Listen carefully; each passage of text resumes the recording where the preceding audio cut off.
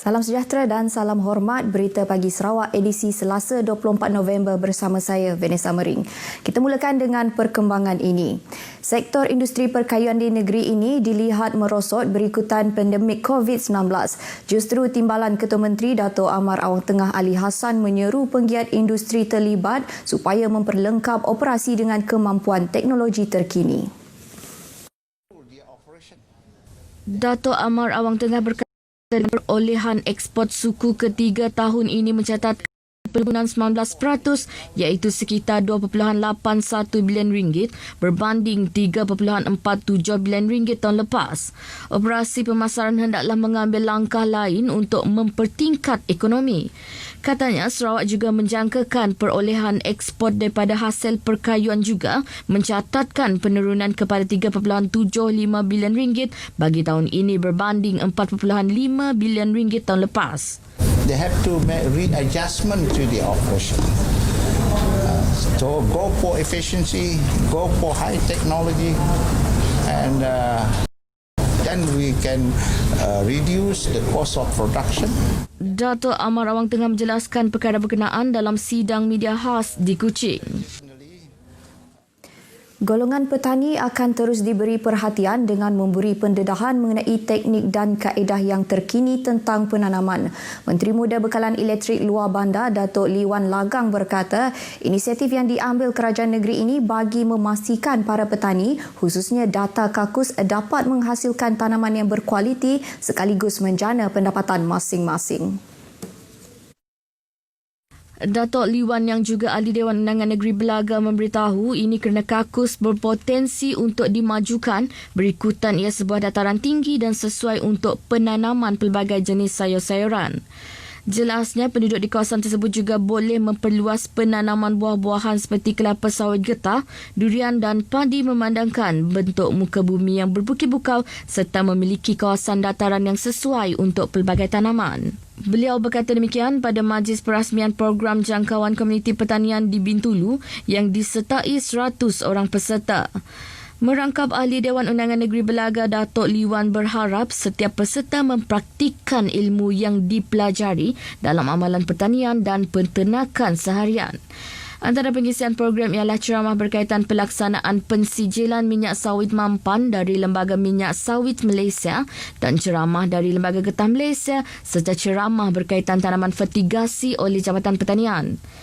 Pada program itu, Datuk Lee Wan turut mengumumkan sumbangan geran projek kecil luar bandar sejumlah RM10,000 untuk melaksana program atau aktiviti mereka. Turut disampaikan peruntukan dana fasilitasi pertanian RM100,000 kepada Jabatan Pertanian Daerah Belaga bagi bantuan pertanian penduduk di Kampung Data Kakus.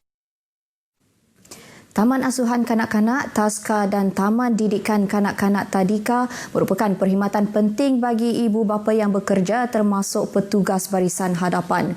Menteri Kebajikan, Kesejahteraan Komuniti, Wanita, Keluarga dan Pembangunan Kanak-Kanak, Datuk Seri Fatimah Abdullah berkata, ada kalangan ibu bapa yang terpaksa mengambil cuti rehat, cuti tanpa gaji, terpaksa membawa anak ke pejabat mahupun menghantar ke rumah orang tua mereka sejak Taska dan Tadika tidak dibenarkan beroperasi susulan pandemik COVID-19. Justru Datuk Seri Fatimah berkata keadaan tersebut telah memberikan tekanan mental dan fizikal kepada ibu bapa terbabit khususnya dan pihak yang terlibat amnya. Sehubungan itu, beliau menegaskan Taska dan Tadika merupakan perkhidmatan penting bagi membolehkan ibu bapa bekerja dengan tenang demi ekonomi, kesejahteraan dan ekonomi keluarga mereka. Beliau menyatakan demikian selepas melakukan lawatan ke sebuah taska di tempat kerja di Kuching. Lawatan tersebut turut disertai oleh Pemangku Pengerusi Jawatankuasa Pengurusan Bencana Negeri JPBN Tan Sri Dato' Amar Dr. James Jemuk Masing. Ia antara lain bertujuan memantau pematuhan terhadap prosedur operasi standard SOP pembukaan Taska dan Tadika. Ahad lalu JPBN mengumumkan Taska dan Tadika di zon merah dan zon kuning di negeri ini dibenarkan beroperasi mengikut SOP yang telah dikeluarkan oleh Kementerian Kebajikan, Kesejahteraan Komuniti, Wanita, Keluarga dan Pembangunan Kanak-Kanak. Pengusaha Taska dan Tadika diwajibkan untuk memaklumkan kepada kementerian berkenaan sebelum memulakan operasi bagi tujuan rekod dan pemantauan. Setiap rakyat Malaysia yang layak mengundi dinasihati supaya menunaikan hak mereka sebagai pemilih berdaftar dengan berdaftar sebagai pengundi. Ahli Dewan Undangan Negeri Samalaju Majang Renggi berkata pendaftaran boleh dibuat melalui Suruhanjaya Pilihan Raya. Nyalai berguna benar.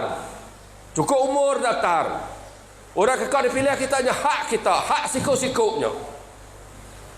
Nyalai nya otak sebut pengulunya tadi. Ngansak kita rumah panjai udah cukup umur anang nak daftar sebagai pengundi. Awak ke kita sama bisi hak, bisi kuasa milih wakil kekak kita, wakil ke pedak kita ulih nulung, ulih bantu kita lebih lagi kita ke bawah rumah panjai. Majang berkata demikian semasa program Santai Bersama Rakyat di Rumah Galin Batu Lapan, Jalan Bintulu Miri. Sementara itu, mengulas mengenai rang Undang-Undang Perlembagaan Sarawak 2020 yang telah diluluskan pada persidangan Dewan Undangan Negeri baru-baru ini, Majang berpendapat pindaan itu adalah satu keputusan yang memberi impak positif terhadap hak memerintah negeri.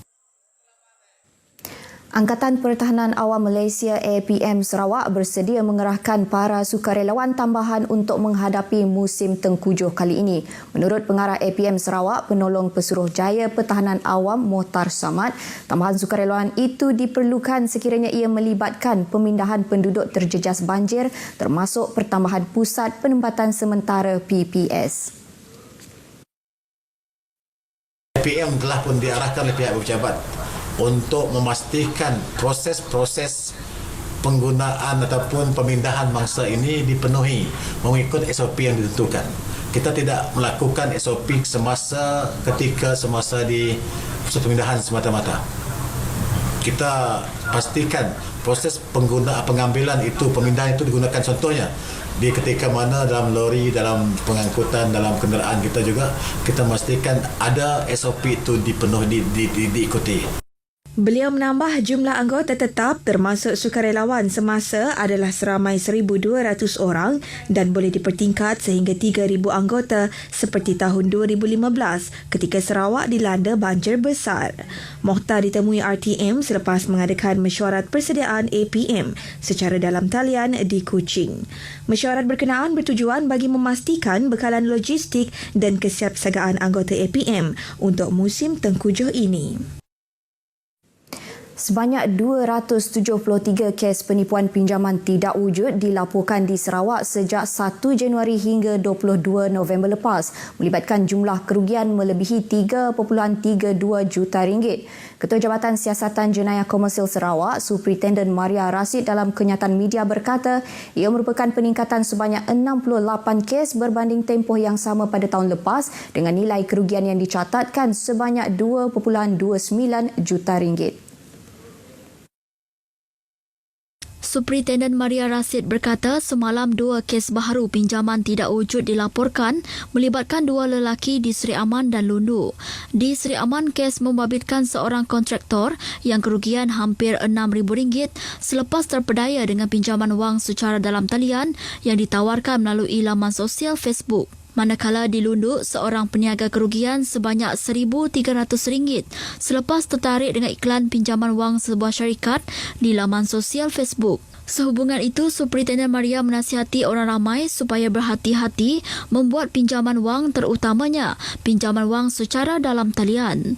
Ini kerana terdapat pinjaman yang ditawarkan secara dalam talian melalui media sosial seperti Facebook, WeChat maupun aplikasi WhatsApp adalah berunsur penipuan. Menurut beliau, individu yang ingin membuat pinjaman wang dinasihati berbuat demikian melalui syarikat pemberi pinjaman wang berlesen atau institusi kewangan yang sah. Di Kuching, 2 remaja lelaki yang melakukan aksi berbahaya ala-ala Superman atau Fly semasa menunggang motosikal ditahan dalam operasi samseng jalanan di Jalan FAC Jumaat lepas. Ketua Polis Daerah Pedawan Superintendent Aidil Bolhassan mendedahkan hasil pemeriksaan juga mendapati kedua-dua remaja berumur 16 dan 17 tahun itu tidak memiliki lesen yang sah.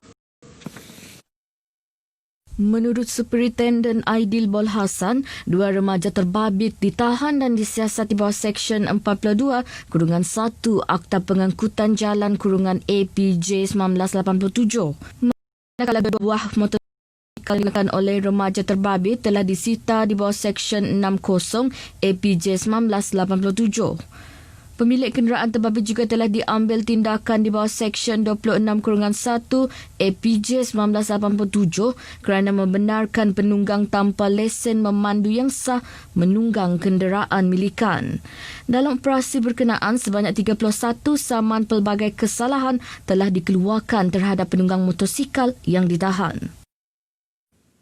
Jumlah kes positif COVID-19 di Sarawak kekal sebanyak 1,055 kes. Jawatankuasa Pengurusan Bencana Negeri JPBN Sarawak menerusi kenyataan media memaklumkan tiada kes baru direkodkan semalam, manakala 6 kluster di negeri ini juga dilaporkan masih aktif. JPBN melaporkan 6 kluster terbabit ialah kluster besi, kluster Jalan Abel, kluster Baki, kluster Seladah, kluster Green Hill dan kluster Wisma Seberkas. Sementara itu, sebanyak 5 kes baharu dilaporkan telah pulih dan dibenarkan discharge dari hospital semalam. Semua kes yang telah pulih dan dibenarkan discharge berkenaan adalah dari Hospital Umum Sarawak HUS. Ia menjadikan jumlah keseluruhan kes positif COVID-19 yang telah pulih meningkat kepada 982 orang. Manakala 4 orang masih menerima rawatan dan diasingkan di HUS dan Hospital Miri. Semalam terdapat 9 kes pesakit dalam siasatan PUI yang baharu dilaporkan dan seorang PUI masih menunggu keputusan ujian makmal. Dalam operasi sekatan jalan raya Perintah Kawalan Pergerakan Bersyarat di Kuching, polis telah memeriksa 3,415 buah kenderaan semalam, menjadikan jumlah kumulatif kenderaan yang telah diperiksa sebanyak 102,006 buah kenderaan. Setakat ini, sebanyak 613 buah kenderaan telah balik sepanjang operasi tersebut dilakukan. Semalam, polis juga telah menahan 3 individu melibatkan 2 lelaki warga negara asing kerana gagal mematuhi prosedur operasi standard, manakala seorang lelaki tempatan ditahan kerana keluar dari pusat kuarantin di Miri. Sekian berita pagi Sarawak. Sebelum itu, saudara, sentiasa pakai pelitup separuh muka ketika berada di kawasan tumpuan awam. Bersama kita putuskan rantaian COVID-19. Dengan itu, saya Vanessa Mering. Sehingga berjumpa lagi.